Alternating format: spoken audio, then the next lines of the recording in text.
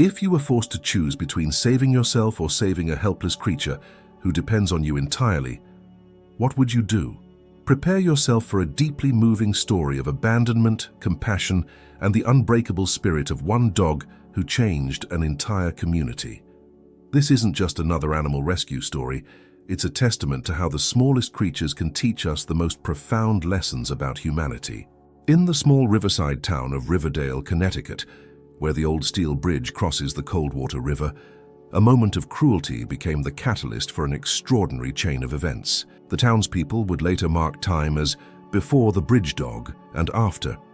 So profound was the impact of what happened on that rainy April morning when a man in a dark hoodie walked onto the bridge with a medium-sized brown dog trailing loyally behind him. Ethan Donovan, a 32-year-old dock worker, was driving across that bridge on his way to his morning shift when something caught his eye through the sheets of spring rain. A flash of movement, something struggling against the railings on the pedestrian walkway. Ethan wasn't the type to get involved in other people's business, having learned from a childhood in foster care that sometimes intervention brought more trouble than help. The dog, later named Lucky, was a mixed breed with soulful amber eyes and patches of fur missing from what appeared to be old wounds.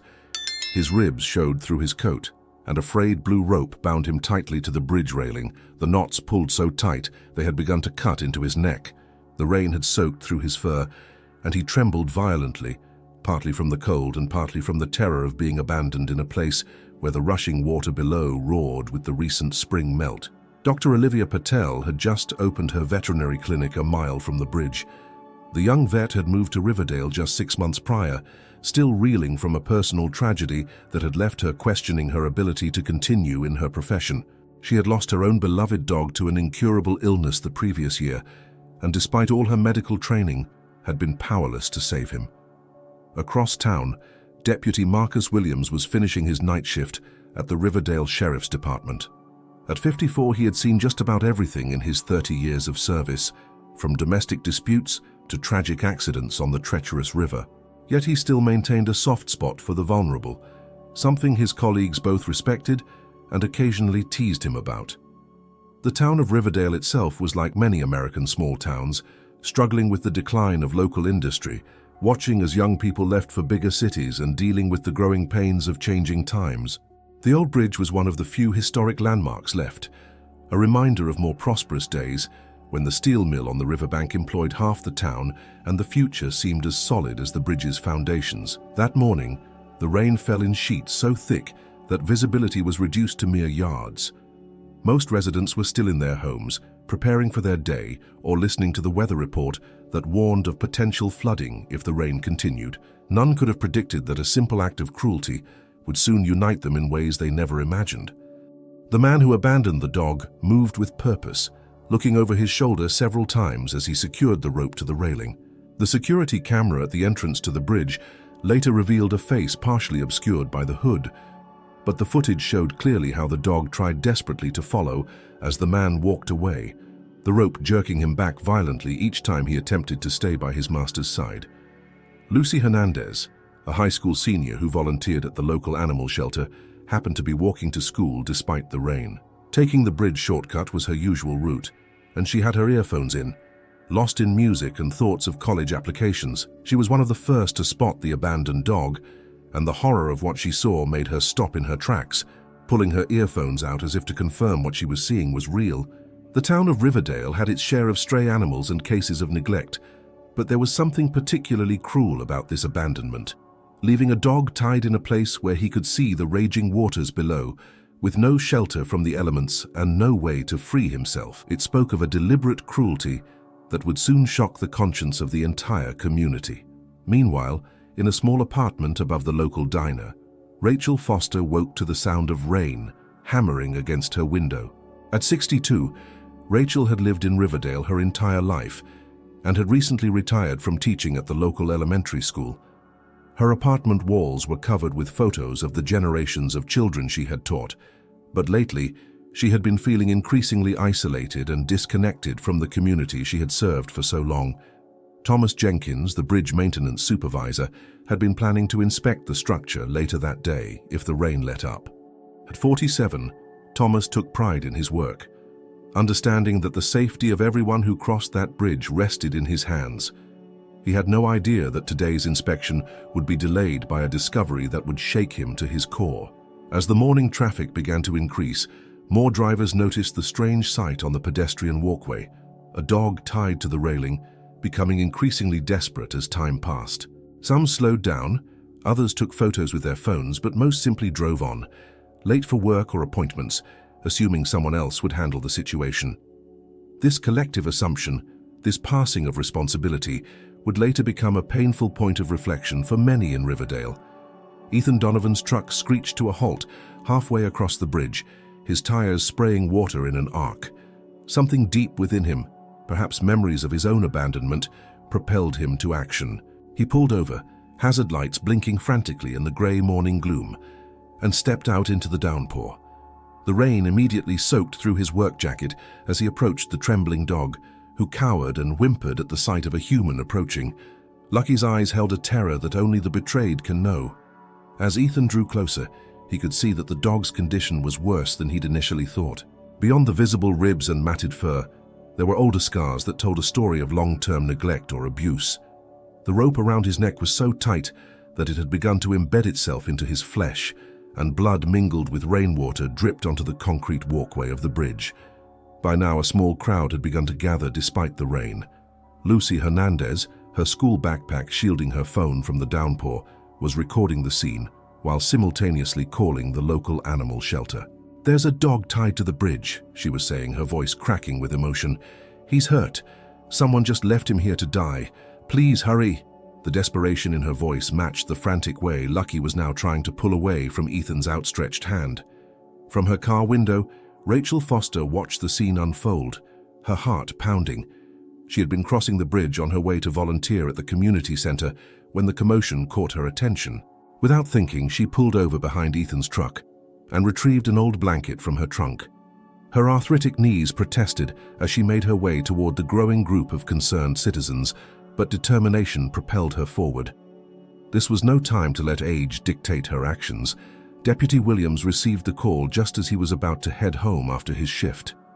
"Animal abandonment on Coldwater Bridge," the dispatcher informed him. Multiple reports coming in. With a weary sigh that spoke of too many similar calls over the years, he turned his patrol car around and headed toward the bridge. In his experience, animal cruelty cases often reveal deeper problems within the community, problems that most people preferred to ignore until they became too visible to deny. Dr. Olivia Patel's phone rang as she was preparing her clinic for the day's appointments. The voice on the other end belonged to one of her technicians, who had received a call about the situation at the bridge. "They say the dog is injured, possibly severely," the technician explained. Without hesitation, Olivia grabbed her emergency kit and headed for her car. The memory of her own dog's suffering was still raw, fueling her determination to reach this animal in time. By the time Deputy Williams arrived at the scene, a makeshift rescue operation was already underway. Ethan was attempting to gain Lucky's trust, while Rachel had managed to place her blanket on the ground nearby, hoping to eventually wrap the shivering animal in it. The crowd had grown to about a dozen people, all strangers to each other, but united in their concern for the abandoned dog. The rain continued to fall, but no one seemed to notice or care about getting wet anymore. "Stand back, folks," Deputy Williams called as he approached, his experienced eyes taking in the situation quickly. The dog was clearly terrified, the rope cruel in its tightness. And the growing crowd, though well-intentioned, was only adding to the animal's stress. "Let's give him some space," he advised, using the calm, authoritative voice that had diffused many tense situations throughout his career. To Ethan, he added, "Good job stopping, son. Not many would have." Lucky's eyes darted frantically between the humans surrounding him, his body language speaking volumes about his past experiences. Each time someone moved too quickly, he would press himself against the bridge railing, as if trying to become invisible. The rain had plastered his fur to his body, making him appear even smaller and more vulnerable than he already was. His breathing was rapid and shallow, a sign of the extreme stress he was experiencing. Dr. Patel arrived with a carrier and medical supplies, her professional demeanor barely masking her emotional response to the scene. "We need to cut that rope," she said immediately, "but we have to be careful not to startle him." She knelt down slowly, making herself small and non-threatening, and began speaking in soft, soothing tones to Lucky. Years of working with traumatized animals had taught her that before any physical healing could begin, trust had to be established. As the rescue attempt continued, Riverdale's social media channels exploded with images and videos of the dog on the bridge. Lucy's video had already been shared hundreds of times, drawing angry comments demanding justice and offers of help.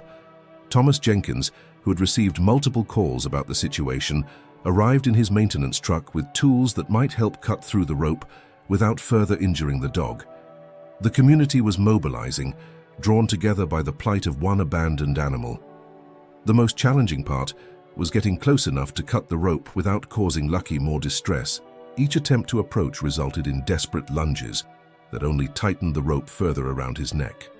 Dr. Patel suggested using food as a distraction, and Rachel quickly ran to her car, returning with half a sandwich from her lunch bag.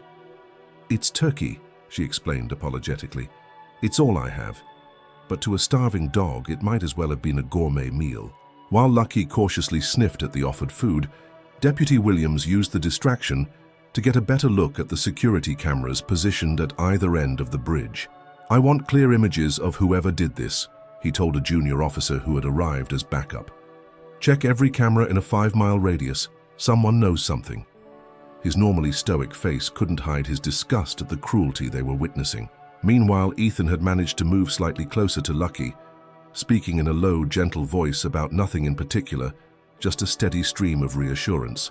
"You're going to be okay, buddy," he murmured, inching forward while keeping his body language open and non-threatening. "No one's going to hurt you again."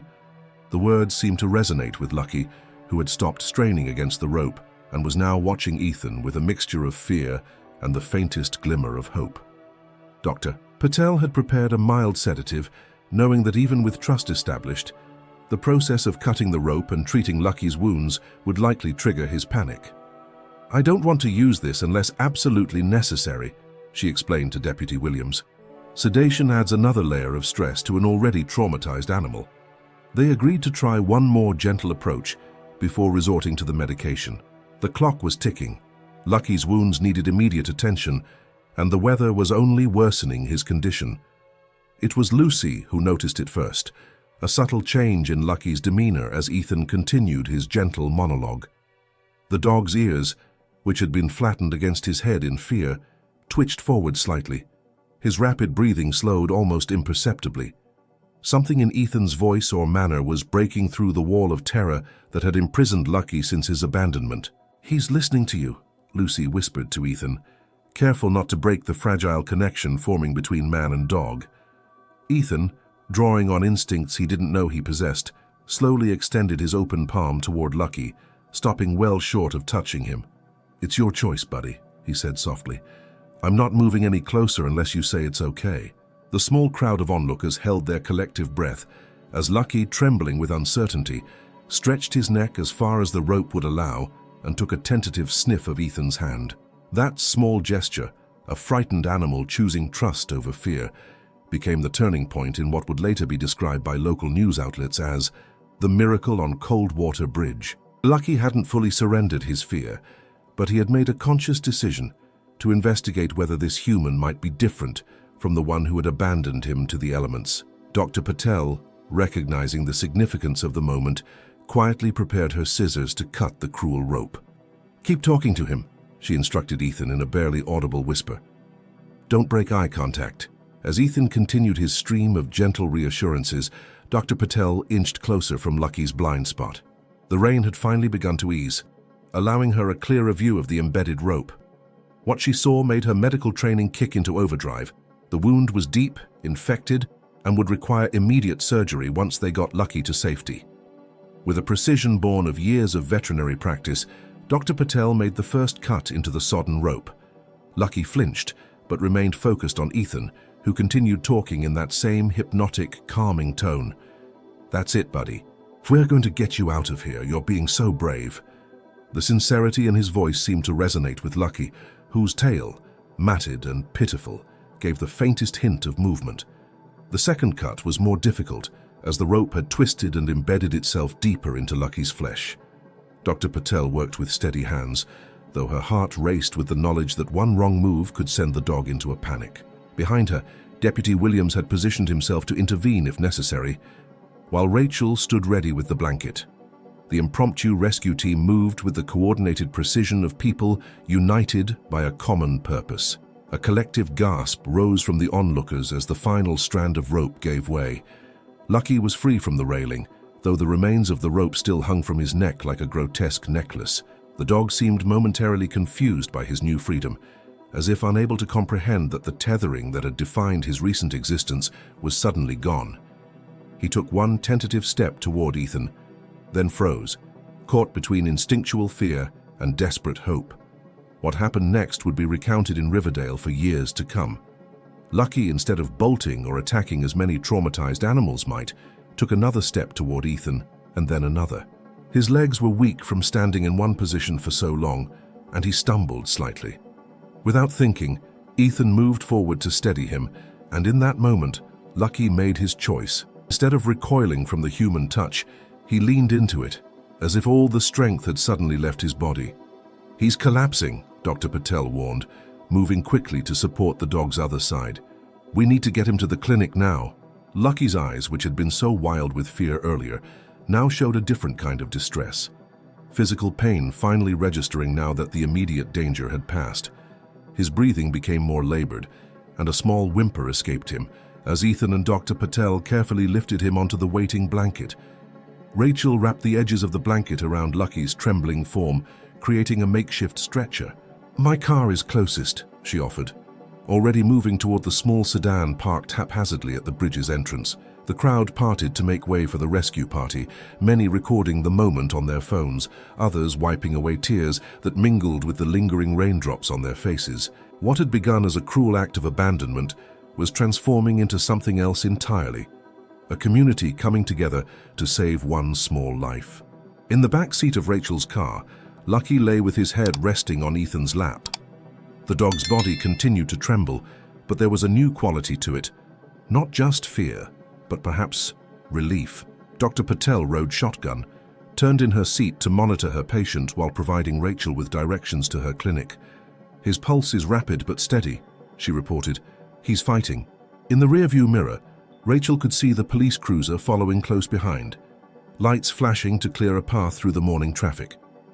At the veterinary clinic, Dr. Patel's team was waiting, alerted by the phone calls that had spread through town like wildfire. As Lucky was carefully transferred to an examination table, the full extent of his injuries became apparent under the bright clinical lights. Beyond the neck wound, there were older scars and signs of neglect, untreated ear infections, overgrown nails that had begun to curl into his pads, and the prominent ribs that spoke of long-term undernourishment. "Will he make it?" Ethan asked, his voice breaking slightly as he watched the veterinary team work with focused efficiency. He couldn't explain why he felt so invested in this dog's fate, why, out of all the suffering in the world, this particular instance had compelled him to act when he had spent most of his life keeping his head down and minding his own business. Dr. Patel looked up from her examination, her expression grave but determined. "He has every reason not to trust humans again, yet he chose to trust you. That kind of will to live makes a difference." While Lucky was being prepped for surgery, Deputy Williams pulled Ethan aside. "I need a statement from you about what you saw," he explained, notebook already in hand. "And I'm going to need contact information from everyone who was at the scene." His face softened slightly as he added, "You did good out there today. Not everyone would have stopped." Ethan nodded, uncomfortable with the praise, but knowing it was true. He had driven past plenty of problems before. What made today different? Back in the surgical suite, Dr. Patel worked meticulously to repair the damage to Lucky's neck. The rope had cut almost to the muscle in places, and the infection was severe. As she cleaned and stitched, she spoke softly to her unconscious patient, making him the same promise she had made to her own dog in his final days. "I will do everything I can for you." The difference was that this time, she believed there could be a different outcome, a chance for healing instead of merely easing suffering. 3 days after the rescue on Coldwater Bridge, Lucky opened his eyes to find Ethan dozing in a chair beside his kennel at the veterinary clinic. The dog had survived the surgery, but the road to recovery would be long, physically and emotionally.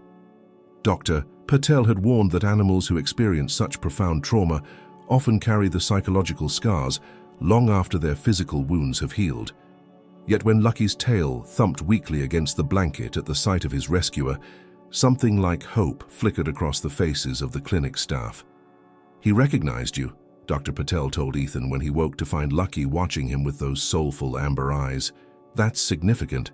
What she didn't say, what she barely dared to hope, was that this recognition might be the foundation upon which a new trust could be built. Lucky still flinched at sudden movements and cowered when anyone besides Ethan approached his kennel, but the seed of trust planted on the bridge was beginning to take root. Outside the clinic, Riverdale was in the grip of what the local newspaper had dubbed Lucky Fever. The story of the dog tied to the bridge had gone viral, drawing attention from national animal welfare organizations and offers of support from across the country. Deputy Williams had released carefully selected images from the security footage, leading to several tips about the identity of Lucky's former owner.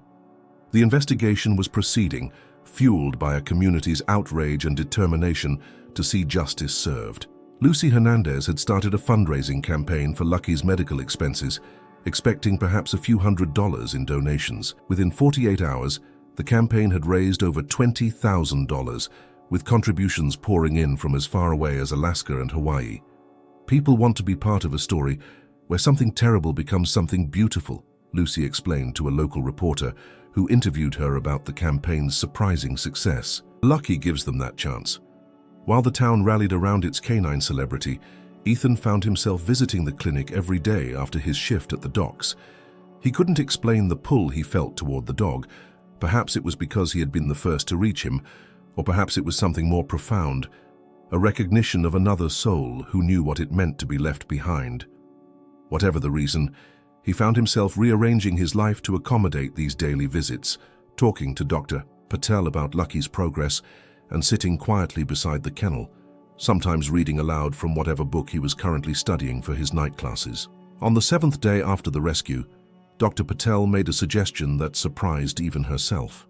"He needs to leave the clinic environment," she told Ethan, as they watched Lucky slowly eating from a bowl, his appetite finally returning after days of intravenous nutrition. "The stress of being here isn't good for his recovery.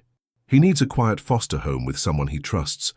She paused, studying Ethan's face before adding, "Someone like you." Ethan's initial reaction was panic. His small apartment barely had room for him, let alone a recovering dog with special needs. He worked long hours at the docks, was taking night classes 3 evenings a week, and had zero experience caring for an animal. "I can't," he began, but the words died in his throat as Lucky looked up from his food bowl and met Ethan's eyes with an expression that seemed to hold a question. "Will you leave me too?" That night, Ethan made a series of phone calls that would alter the trajectory of his life.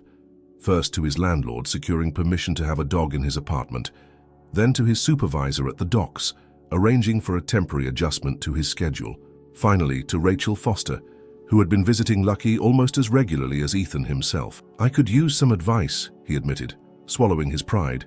"I've never had a dog before." Rachel arrived at Ethan's apartment the next morning with supplies: a dog bed, food and water bowls, a gentle harness designed for injured dogs, and a stack of books on canine rehabilitation and training. "I'm not an expert," she cautioned, as she helped him rearrange his living room furniture to create space for Lucky's bed. "But I had dogs all my life before I moved to the apartment complex." Her eyes, usually sharp with decades of school teacher observation, softened as she added, "What you're doing matters, Ethan, not just to Lucky." Dr. Patel provided detailed instructions for Lucky's home care: how to clean the still-healing neck wound, when to administer medications, signs of infection or distress to watch for. Behind her professional demeanor, Ethan sensed her personal investment in Lucky's case. "Why are you doing all this?" he asked her as they prepared for Lucky's discharge. "You go above and beyond for every patient?" Dr. Patel's answer was simple but profound. "Because healing him is helping heal something in me too." Lucky's first night in Ethan's apartment was a study in contrasts, moments of curious exploration interrupted by periods of cowering and trembling when a door slammed in the hallway or a car backfired on the street below. Ethan slept on the couch beside Lucky's new bed, his hand dangling down where the dog could sniff it for reassurance. By morning, he woke to find Lucky's head resting against his open palm, a small gesture of trust that felt like a monumental victory. The days fell into a new routine. Ethan would leave for work with Lucy or Rachel, coming by midday to check on Lucky and take him for short, gentle walks as his strength returned. Evenings were spent with Ethan studying at the kitchen table, while Lucky gradually ventured further from his bed, exploring the small apartment with increasing confidence. The neck wound healed slowly, the fur beginning to grow back in patches, and with each passing day, Lucky's personality emerged more clearly, gentle, attentive, and surprisingly resilient. 2 weeks after Lucky came to live with Ethan, Deputy Williams arrived at the apartment with news. "We found him," he said without preamble. "Lucky's former owner. He's been arrested on charges of animal cruelty." The man had apparently abandoned Lucky after losing his job and being evicted from his apartment. Unable to find housing that would accept pets and unwilling to surrender the dog properly to a shelter, he had chosen the cruel abandonment instead. The story filled in the blanks, but provided little comfort.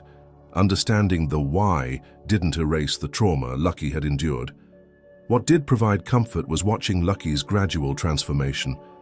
The dog who had trembled on the bridge now waited eagerly by the door when he heard Ethan's key in the lock. The wounds on his neck had healed into scars that would always serve as a reminder of his ordeal, but they were now covered by healthy fur. His ribs no longer protruded, and his coat had taken on a glossy sheen that spoke of good nutrition and regular grooming. Most remarkable was the change in his eyes, the fear replaced by a calm attentiveness that followed Ethan around the apartment.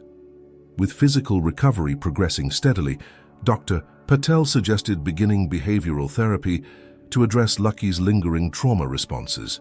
"He still panics during thunderstorms," Ethan explained during a follow-up appointment, "and he's terrified of rope or anything that looks like it might be used to tie him."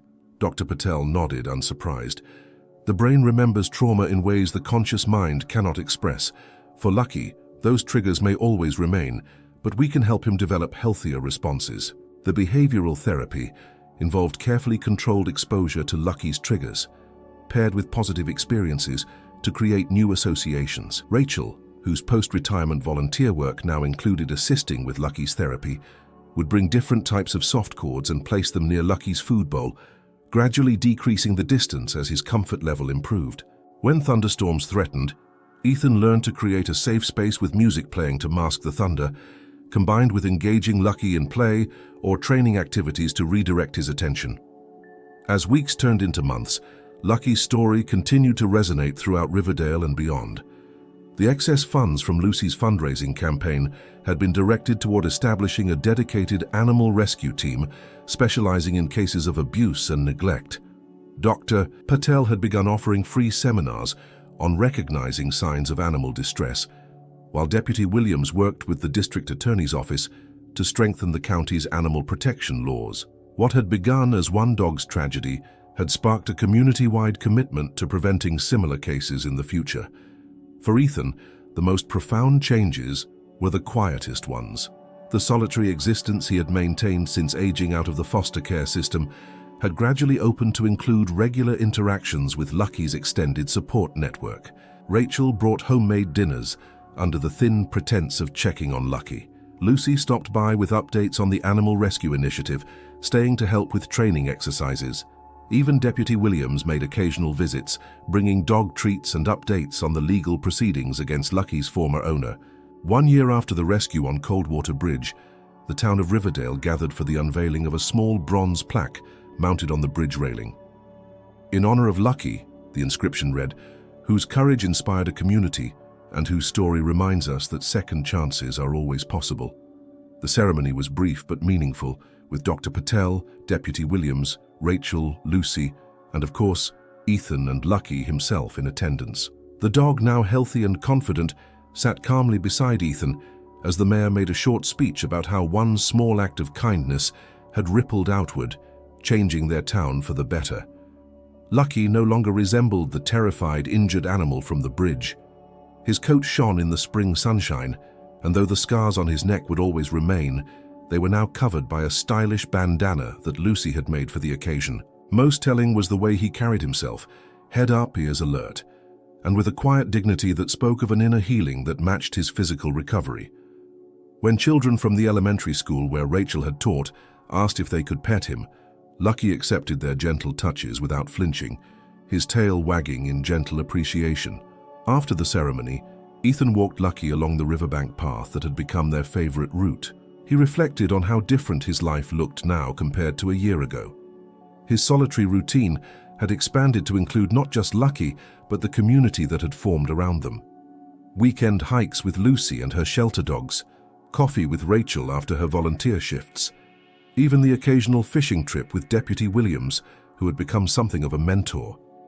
The connections he had spent years avoiding now sustained him in ways he hadn't known he needed. "You know," Rachel said later that evening, as a small group gathered at Ethan's apartment, no longer quite so small since he'd moved to a ground-floor unit with a fenced yard. "Some people might say we saved Lucky, but the truth is more complicated than that."